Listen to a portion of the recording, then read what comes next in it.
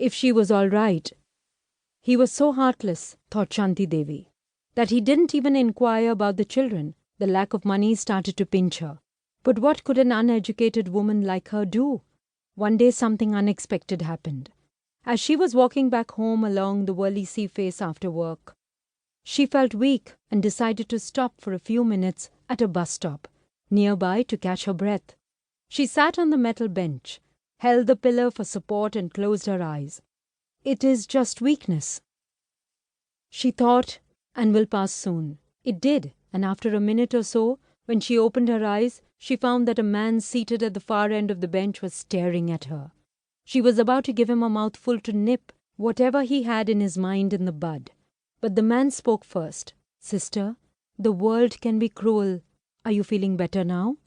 His voice calmed her down, as did the fact that he had addressed her as sister. She nodded and wondered if she should get up and be on her way. But before she could, the man spoke again. "And in Mumbai, there is only one God. Do you know who that is? Ganpati Bappa." He laughed, and then his face turning serious said, "No, the real God is money, cash, rupya." The man was crazy, thought Shanti Devi. If you have the money, everything is great. But if you don't have the money, you live the life of an insect in the city. A grasshopper flew out of nowhere and landed near his feet. The man raised his Kolhapuri chappal and stamped on it. "This guy here had no money, so I ended his life." She smiled for the first time. The man was right, she said. But for money, you need an education. Insects are uneducated. Says who? What if I told you that the man who lives on the 10th floor of this building, he paused and pointed towards a posh building behind him before continuing, in flat number 1002, is uneducated and yet he is rich. That's a lie. That's not a lie, sister. I work for that man, which is why I know. Shanti Devi got up and walked towards him. She sat on a bench 3 feet from him, saying, "How is that even possible, brother? Tell me about him." Little did Shanti Devi know that this conversation would change her life.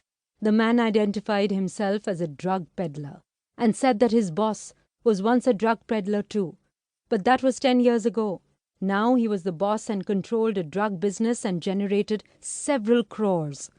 "But this is a crime. Why should I get involved in this dirty work?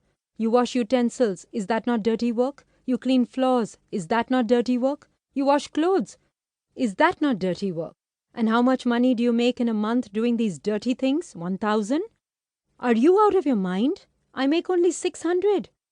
In the dirty work that I'm talking about, you can make 10,000 in 1 month. But what about the police? Don't you fear them?" The man laughed. "We pay the police to look the other way." "Impossible. Sister, are you so naive? Don't you want to make more money? What you make in 1 year can be made in just 1 month." She kept quiet for a while, not knowing how to respond.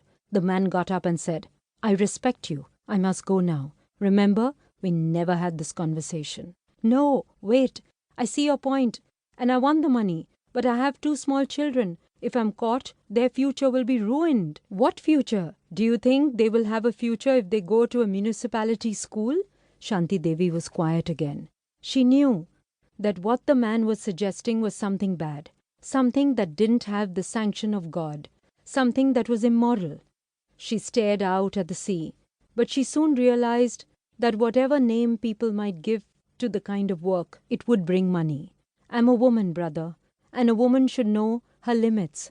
A woman should never stop beyond her limits. My husband used to say this. Where is your husband now?